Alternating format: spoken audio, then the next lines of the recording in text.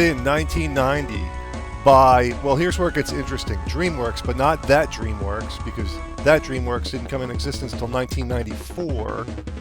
A subsidiary of Toy Soldiers Inc. in Minnesota, which in itself is a subsidiary of NCS, Nippon Computer Systems, in Osaka, Japan. Well, now in Osaka, formerly in Tokyo. I mean, this is like one big clusterfuck of companies within companies that brought you Trampoline Terror. So let's check out Trampoline Terror on the Sega Genesis.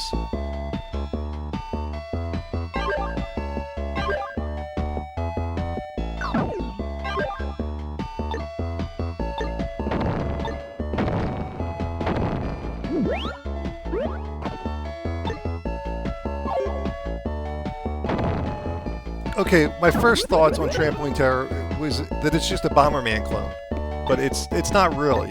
It's kind of interesting. It's actually quite fun to play. It definitely has some Bomberman aspects, but this game is a lot more platformer than it is strategy.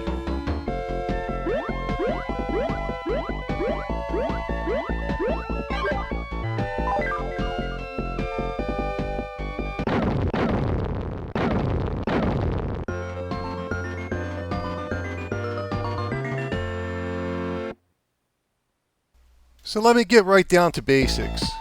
In Trampoline Terror, you use the Sega Genesis control pad to move around your guy, your trampoline dude. I don't know what the fuck his name is, and I don't care.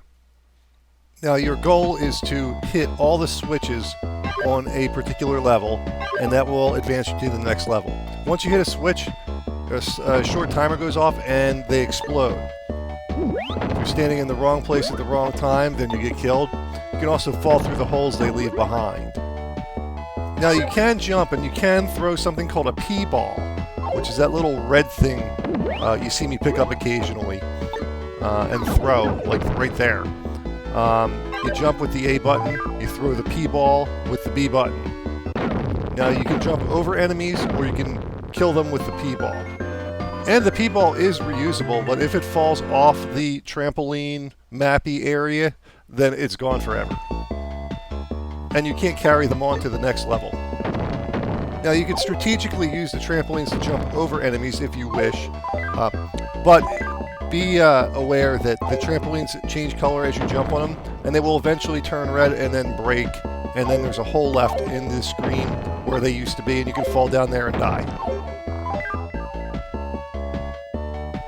And that's basically how you play Trampoline Terror. Such a strange concept of a game and such a strange name, but it's actually fun and enjoyable to play. Provides a little bit of a challenge. Not too much of a challenge, but I imagine it gets a lot harder in the later levels. Now, as you can imagine, with a name like Trampoline Terror and a concept like Trampoline Terror, this wasn't a very popular or well-selling game. But that name and concept shouldn't dissuade you from purchasing it because it's actually kind of fun. Put it this way, if you enjoy Bomberman, you'll enjoy this. Now, although I did enjoy the game, when I started researching the game, that's where it really got interesting, as I mentioned earlier before. Because when I basically opened up the game case and saw the plain label white cartridge, it looked a bit strange to me, like it was almost like a budget production job. And so I looked into it and I saw it was made by DreamWorks. I said, this can't be, because DreamWorks is generally a pretty well-funded, big powerhouse in the entertainment industry. So I did a little research, and it wasn't even the same DreamWorks, because that DreamWorks wasn't formed until '94. But I couldn't find any real information on this DreamWorks. But I did notice on the fine print of the cartridge casing, actually not the cartridge casing, but the box that the whole game comes in, that there was another company involved called Toy Soldiers Inc., which is just basically a North American shell company for a Japanese company called NCS, who I don't even think is really in the computer or video game industry anymore. They make more practical and functional software and devices, things of that nature. at least from what I understand, but I can't read Japanese, so I wasn't able to like research it all that well. Anyhow, that's the part I find really fascinating. I'd love someday to like track down these people that worked at these various companies and interview them in depth about like what it was like to work at, you know, DreamWorks, but not the real DreamWorks, in 1990 when you produced, you know, Trampoline Terror. That would be fascinating to me. But alas, I'm too lazy to actually track these people down and interview them. Anyhow, if you come across Trampoline Terror, definitely pick it up. It's quite a fun, enjoyable game. I do have it available in my online video game store, link in the description box. I'm Dommy from Classic Games Revisited. Until next time.